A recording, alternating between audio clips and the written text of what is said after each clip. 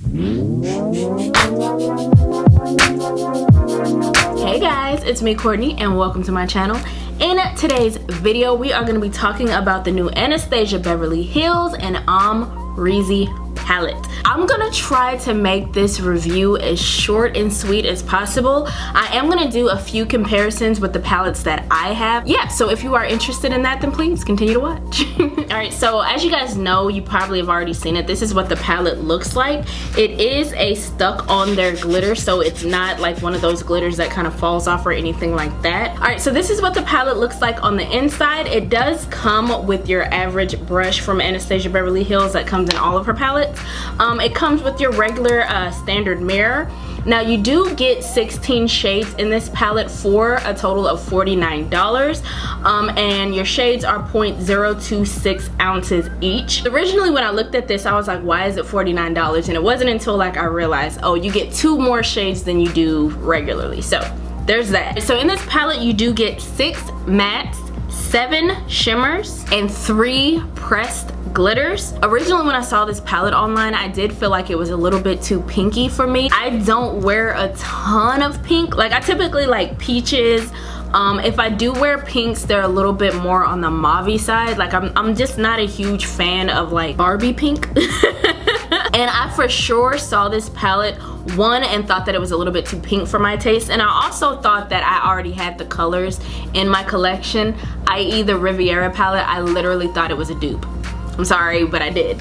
And it wasn't until it actually came out, and I don't know what it is about online photos, but they always make the product look so much more washed out sometimes. So with that being said, this palette does have a lot of depth to it that I really like. And once I swatch these colors and start really putting together in my head the different things that you could do with this palette, I really fell in love and obviously went ahead and got it. I feel like the colors are a lot more dynamic in person, but on the eyelid even more so, because even if I look at like this color Liddy right here, it's a copper but it has like pink in it and it has a little bit of gold. Like there's a shift in there that really coincides with the other colors in this palette. Now when it comes to the pressed glitters like Barb, Liddy, and Gemini, I do feel like they do work well alone. Like you can kind of put your finger in and press it on your eye, it does stick. However, I am an avid user of glitter glue. My favorite is the NYX glitter glue. However, Anastasia Beverly Hills has a glitter adhesive that you can use as well. I just like a glitter glue. It helps them stick a lot better. I don't have to worry about any kind of fallout on my face. And now what I will say, when I did do my 3 looks, I did get a little bit of fallout from the glitter shades. So just be mindful.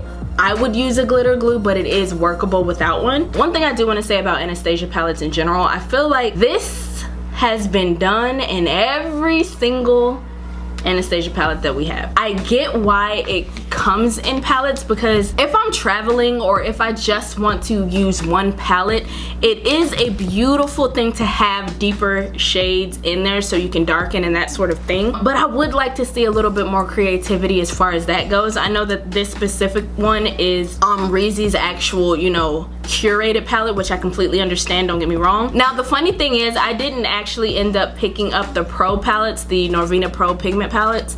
None of the color schemes really called to me, which is crazy. Like all of the palettes had certain colors in it where I was like, ooh, I like this color, ooh, I like that color.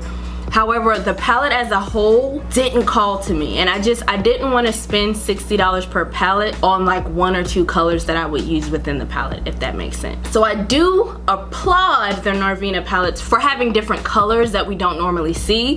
However, for Anastasia's regular palettes, I just feel like we can do something different than this every single time. You know what I mean? So as far as BK, which is the black one, and then Yugo, neither one of those 2 colors did the best with my concealer as a primer.